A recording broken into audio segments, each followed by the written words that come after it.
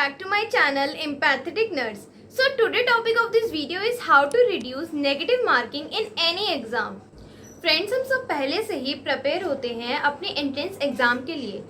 हमें ये भी बातें पता होती हैं, जैसे एग्ज़ाम से एक दिन पहले नहीं पढ़ना, सेल्फ नोट्स रिवाइज करो, मोटिवेटेड रहो।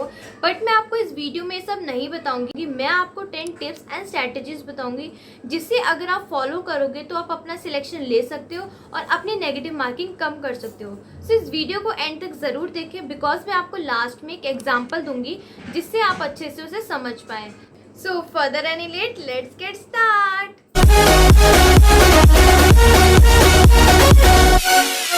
As you all know, सारे कॉम्पिटिटिव और एंट्रेंस एग्जाम में मल्टीपल चॉइस क्वेश्चन आते हैं with the condition of negative marking, और ये नेगेटिव मार्किंग आपके मार्क्स में बहुत ज़्यादा डिफरेंस लाती है।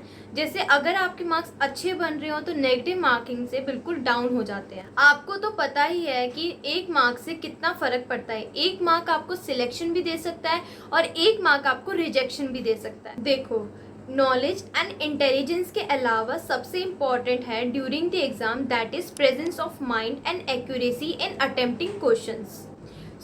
ये दो चीज़ बहुत ज़्यादा मैटर करती है कि आपका उस टाइम प्रेजेंस ऑफ माइंड है कि नहीं है, बहुत इंपॉर्टेंट है। अब हम top tips and strategies discuss करते हैं, तो इसको ध्यान से सुनेगा। Tip number 1, that is before the exam practice mock test and previous year question. जितना हो सके आप mock test and previous year question practice करो। इससे आप अपने आप को इवेलुएट कर सकते हो एंड आपको पेपर पैटर्न भी पता लगता है। फॉर एग्जाम्पल, अगर मैं नॉर्थ सेट की बात करूँ तो इसमें 200 क्वेश्चंस आते हैं, 180 सब्जेक्ट रिलेटेड होते हैं एंड 20 क्वेश्चन जो है वो जनरल नॉलेज एंड एप्टीट्यूड के होते हैं। इसमें 1/3 नेगेटिव मार्किंग होती है, मतलब 3 क्वेश्चंस गलत करने पे आपका 1 मार्क डिडक्ट होगा। Then tip number 2, divide your time in 3 parts. जैसे ही आपके पास पेपर आए तो आप पहले अपना टाइम डिवाइड कर लो 3 पार्ट्स में। जैसे पहला पार्ट आप 1.5 मिनट का रखो, देन 1 and 15 मिनट्स का रखो, देन लास्ट आप 10 मिनट्स का रखो। पार्ट 1 जिसमें आपने 1.5 आवर का रखा है, उसमें आप वो क्वेश्चंस करोगे जो बिल्कुल ईजी है और जो आपको आते हैं। तो इस टाइम में आप एक क्वेश्चन को 30 सेकेंड्स दोगे। देन पार्ट 2 में आप वो क्वेश्चंस करोगे जो डिफ़िकल्ट है या फिर जिसमें आपको कन्फ्यूजन है, तो इसमें आप एक क्वेश्चन को 1 मिनट दोगे। पार्ट 3 जिसमें आपका 10 मिनट्स है, उसमें आप वो क्वेश्चन देखोगे जो आपके डिवाइड करते हुए छूट तो नहीं गए। इसमें आपको एक बहुत इंपॉर्टेंट बात याद रखनी है कि असल में आपको बिल्कुल भी अपने आंसर्स चेंज नहीं करने हैं। यही मोस्टली स्टूडेंट्स करते हैं। इसमें सबसे इम्पॉर्टेंट बात आती है टाइम मैनेजमेंट की।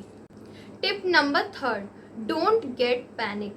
जैसे आपने फर्स्ट क्वेश्चन पढ़ा, आपने देखा ये क्वेश्चन मुझे नहीं आता, देन आप सेकंड पे गए, आपने देखा ये भी नहीं आता, तो आप उस टाइम बहुत ज़्यादा पैनिक हो जाते हो, ये सोचने लगते हो कि यार ये बहुत ज़्यादा टफ हो रहा है।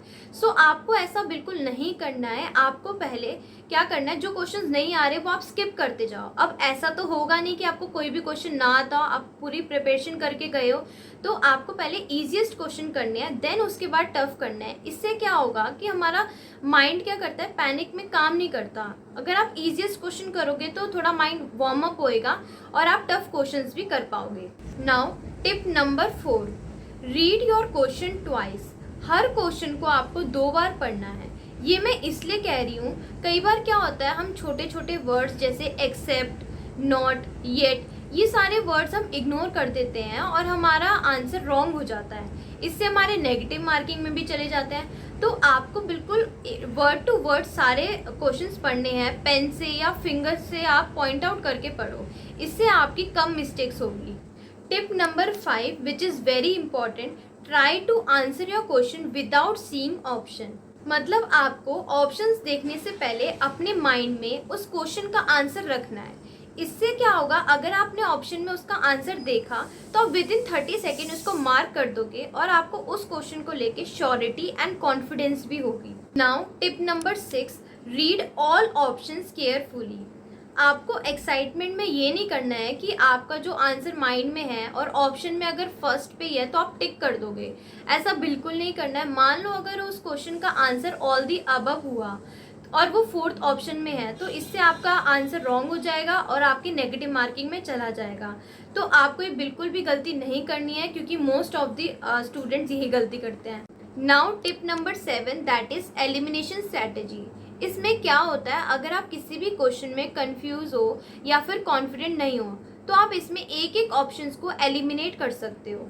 जैसे अगर आपको कोई क्वेश्चन है उसमें आप नहीं आता आपको, तो आप इसमें अपने आइडिया के साथ उसे टॉपिक के साथ रिलेट करके आप दो ऑप्शंस को एलिमिनेट कर सकते हो। इससे आपको 50% चांसेस हो सकते हैं करेक्ट आंसर के।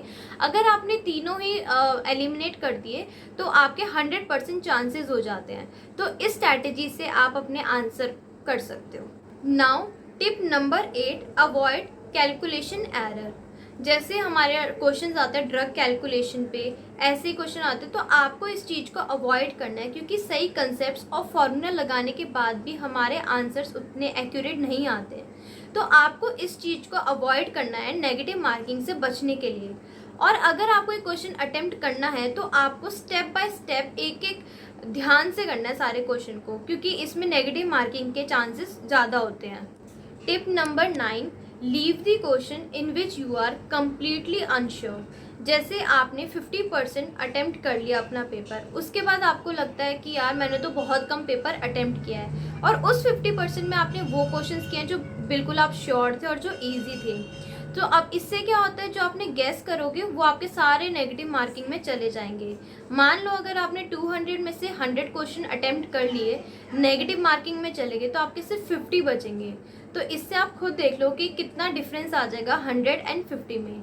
तो आप इस चीज़ को बिल्कुल ही अवॉइड करें। So last tip is avoid last minute rush. तो स्टूडेंट्स मोस्टली क्या करते हैं, अपने आंसर्स को चेंज कर देंगे लास्ट मिनट में, या फिर वो क्वेश्चन अटेम्प्ट करेंगे जिसमें वो बिल्कुल अनश्योर थे। उसमें अगर उन्हें थोड़ा सा भी रिलेटेबल लगा कोई भी ऑप्शन तो उस पर वो टिक कर देते हैं विदाउट सीइंग अनदर ऑप्शंस। तो आपको ये चीज़ बिल्कुल भी नहीं करनी है, आपको इस चीज़ को अवॉइड करना है नेगेटिव मार्किंग से बचने के लिए। सो अब मैं आपको एग्जाम्पल देके समझाऊंगी तो आपको अच्छा समझ आएगा।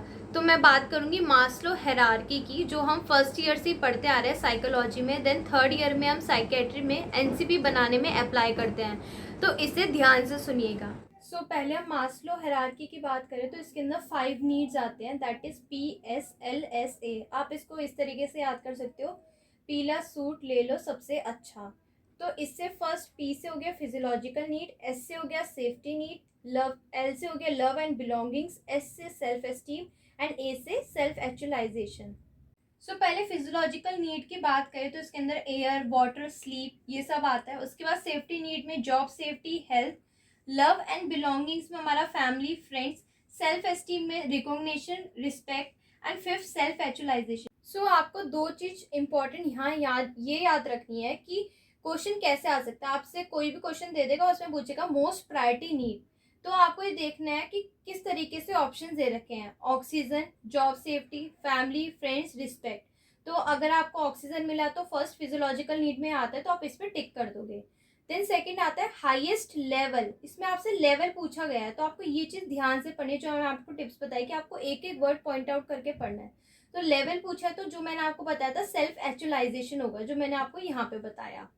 सो इस तरीके से आपके क्वेश्चन आएंगे, ऐसे ही आपको एग्जाम्पल्स और प्रैक्टिस करने से आएंगे। सो अगर आपको ये मेरी टिप्स अच्छी लगी हो so please like the video and share with your friends, and मुझे कमेंट सेक्शन में ज़रूर बताना कि आपको कौन सी टिप सबसे ज़्यादा अच्छी लगी। And don't forget to subscribe my channel. Thanks for watching.